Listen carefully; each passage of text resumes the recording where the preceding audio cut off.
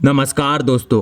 हिंदवी स्वराज जिसके निर्माता छत्रपति शिवाजी महाराज थे, जिसकी सीमाएं महाराष्ट्र से कर्नाटक और तमिलनाडु तक फैली हुई थी, जिसके रक्षक खुद छत्रपति संभाजी महाराज थे। लेकिन छत्रपति शिवाजी महाराज और छत्रपति संभाजी महाराज की मृत्यु के बाद आखिर क्या हुआ इस स्वराज का?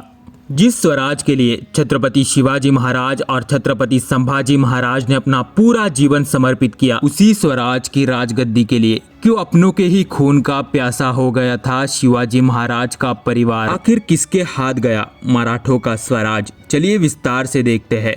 छत्रपति संभाजी महाराज की मृत्यु के बाद उनके छोटे भाई राजाराम महाराज स्वराज के तीसरे छत्रपति बनते हैं, जो मराठा साम्राज्य के तमिलनाडु के जिंजी किले में मराठा साम्राज्य की तीसरी राजधानी स्थापित करते हैं। औरंगजेब संभाजी महाराज के बेटे शाहू महाराज और महारानी येसुबाई को बंदी बना लेता है। उस समय स्वराज के पास संताजी और धनाजी ये दो जाबाज सरदार थे, जिन्होंने मुगलों का जीना हराम कर दिया था। आगे छत्रपति राजाराम महाराज 8 साल जिंजी पर राज करके वापिस महाराष्ट्र में आए, लेकिन 30 वर्ष की आयु में सिंहगढ़ पर उनका निधन हो गया। 1700 में राजाराम महाराज की मृत्यु के बाद उनकी पत्नी तारा रानी ने अपने पुत्र शिवाजी राजे दूसरे को राजगद्दी पर बैठाकर स्वराज का कामकाज शुरू किया। 1707 में औरंगजेब की मृत्यु के बाद शाहू महाराज को कैद से मुक्त किया गया। इसके बाद तो शाहू महाराज और तारा रानी के बीच राजगद्दी को लेकर झगड़ा शुरू हो गया था।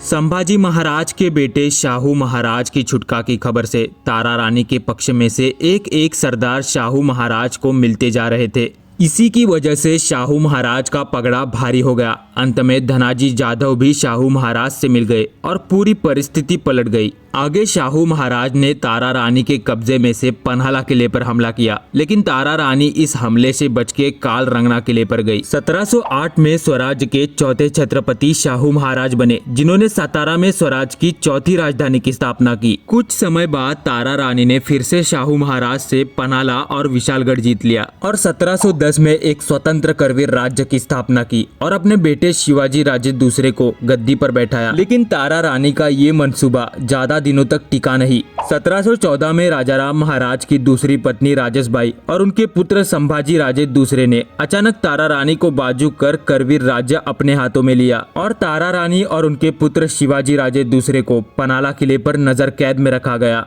नजर कैद में ही 1727 में शिवाजी राजे दूसरे की मृत्यु हो गई। इसी परिस्थिति को देख छत्रपति शाहू महाराज ने अपनी चाची तारा रानी की छुटका की और अपने सातारा में उनको आश्रय दिया। आगे 1731 में शाहू महाराज और कोल्हापुर के राजाराम के दूसरे बेटे संभाजी राजे के बीच वारणा का समझौता हुआ, जिसमें कि वारणा नदी के उत्तर में शाहू महाराज का सातारा संस्थान जो स्वराज्य था और दक्षिण में कोल्हापुर संस्थान जो करवीर राज्य था। ऐसे दो राजगद्दियां तैयार हो गई, मतलब स्वराज दो हिस्सों में बट गया था। आगे सातारा में शाहू महाराज की मृत्यु हुई, लेकिन उनका कोई उत्तराधिकारी नहीं था। इसी मौके का फायदा उठाते हुए तारा रानी ने अपने पोते राम राजा को सातारा की गद्दी पर बैठाया। आगे राम राजे सातारा का कामकाज संभालने लगे, लेकिन कुछ समय बाद राम राजे पेशवाओं के आदेशानुसार चलने लगे थे। ये ध्यान में आते ही तारा रानी ने अपने ही पोते राम राजे को 1750 में दत्तक पुत्र जाहिर करके बंदी बना लिया और स्वराज का कामकाज अपने हाथों में लिया। लेकिन सारे पेशवाओं ने का विरोध किया, इसीलिए तारा रानी को पीछे हटना पड़ा। आगे 1761 में उनकी मृत्यु हो गई। उनकी मृत्यु के बाद मराठा साम्राज्य का नियंत्रण पूरी तरह से पेशवाओं के हाथ में चला गया।